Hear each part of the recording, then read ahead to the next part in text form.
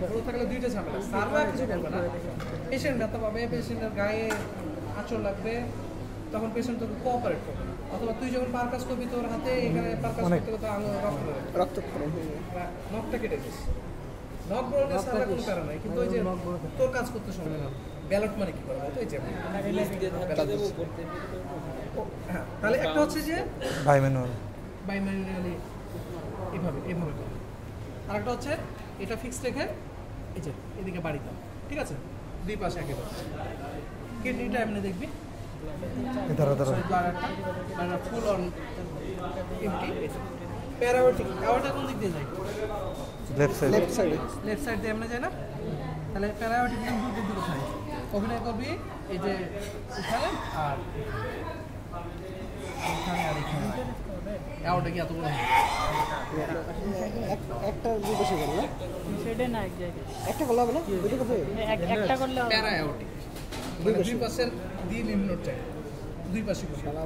মানে দুই পাশে বলতে ধরে নিবি এইখান দিয়ে যে এইখানে আর এইখানে, ঠিক আছে? বামেই থাকবে, বামেই থাকবে, কারণ আমার এওটা নামতেছে এই দিক দিয়ে। অনেকে কি দেখলা প্যারাওটিক উন্নত, এটা তো আমার পাইপ না, পানি অ্যাসিডিক। একটা হচ্ছে একটা কি শিফটিং ডালেস, আর একটা ফ্লুইড থ্রি। প্রথমে কোনটা করব? Fluid three. Shifting dullness fluid three এর পক্ষে কয়জন? না না, ফ্লুইড থ্রি শিফটিং ডালেস সবার আগে ফ্লুইড থ্রি আগে তো ফ্লুইড থ্রি না, পরে শিফটিং ডালেস অ্যাসিডিক থাকে, অনেক বেশি অ্যাসিডিক। যদি না পেলে তো ম্যানুভার। আমি আঙ্গুলটা ওর পেশেন্ট আঙ্গুলটা দিয়ে এক পাশে হাত রাখবি, অন্য পাশ দিয়ে বাড়ি দিবি। আবার যদি আমার পানি থাকে ঠাস করে গিয়ে আমার পানি হাতে গিয়ে লাগবে। আচ্ছা আচ্ছা, আমার এটাতে আর কোনো কনফিউশন একটা গ্রস অ্যাডিস। আমি দেখে যদি বুঝি যে ওনার হচ্ছে নরমাল তো সিএলডি পেশেন্টদের অনেক বেশি অ্যাসাইটিস থাকে না, প্রসিডিউর অনেক যেটা বুঝবি না তো আগে তো বুঝবি না যে আসলে আছে কি না, ঠিক আছে? এরপর হচ্ছে শিফটিং ডালেস। কি কিছু বলতেছিল বল? না না, এটা কনফিউজ হয়ে গেছে। আগে করবি ফ্লুইড থ্রি, আগে ফ্লুইড থ্রি তারপর শিফটিং। ফ্লুইড থ্রি আমরা কোথায় পাই? গ্রস অ্যাসাইটিসে ফ্লুইড থ্রি। ধর ফ্লুইড থ্রি তুই পাইছস, ফ্লুইড থ্রি পজিটিভ, তারপরে তুই করবি এটা যখন করবি, শুন, চেস্টের ক্ষেত্রে যত জোরে বাড়ি দিতে পারো তত ভালো সাউন্ড হবে। অ্যাবডোমেনে জাস্ট উল্টা, অ্যাবডোমেনে যত জেন্টলি বাড়ি দিবি তত ভালো সাউন্ড হবে। এবার অ্যাবডোমেনে অল্প অল্প বাড়ি দিতে হবে, ঠিক আছে?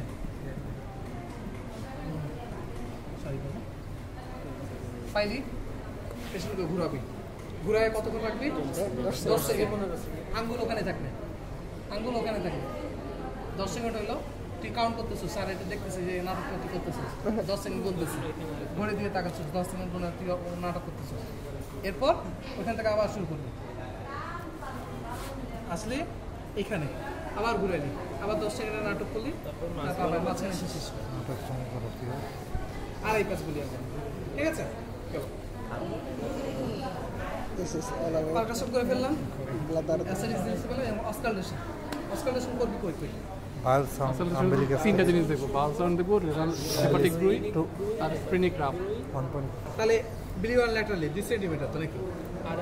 আর 2.5 সেন্টিমিটার রাইটালি ক্লোজার একটু উপরে, ঠিক আছে? মানে 2/3 1/3 এভাবে বলে 2.5 সেন্টিমিটার বেলো এন্ড ল্যাটারালি, মানে মোটামুটি এই পাশে যতটুকু ওই পাশে ততটুকু, মোটামুটি এতটুকু জায়গা করবি। বইয়ের একটা মানে বলা আছে, একটা তো মানে সেন্টিমিটার দিয়ে বলা আছে, আর একটাতে বলা আছে যে রাইট আইলেক ফোসা থেকে আম্বিলিকাস বরাবর 2/3 1/3 বাই ম্যাকবার্নিস পয়েন্ট।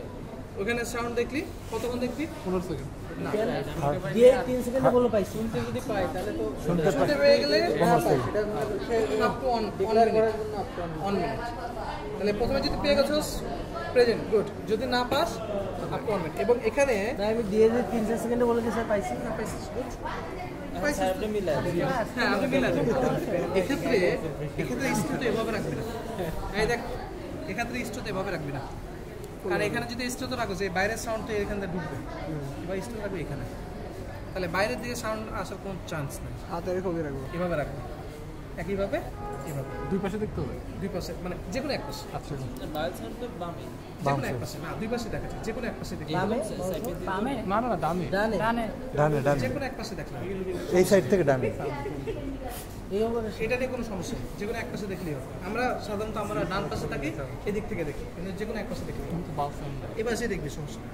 এরপর কি দেখবো, এই হেপাটিক 2 আছে কি হেপাটিক ব্রু, এখানে আমি একটা মিস করছি, যখন লিভার পালপেবল পাবে তখন হেপাটিক ব্রুই দেখবি, না হলে দরকার নেই।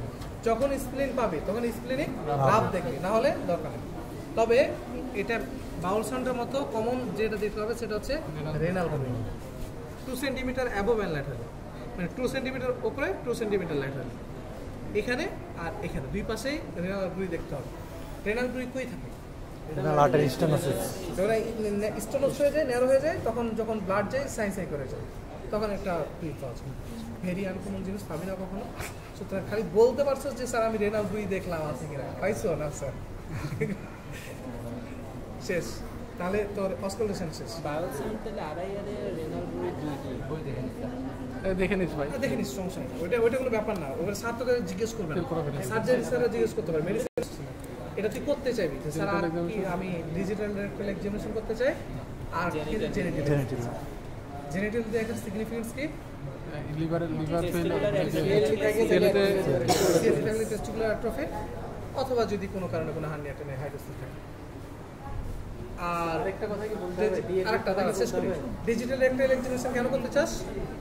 কোনো হেমোরয়েডস থাকতে পারে, জিআইটি পার্ট, অথবা স্যার ম্যালিগনেন্সির কারণে, হ্যাঁ ওই যে অনেকগুলো সেলফ পাওয়া যায়, তোদের ভালো কথা আছে। রুমার সেল এখন তুই কি বলতেছিস, এটাই বলতেছিস? আচ্ছা, duodenal point tenderness, duodenal point tenderness, surgery part কেন ভাই এই যে বাউল সাউন্ড দেখার সময় হাত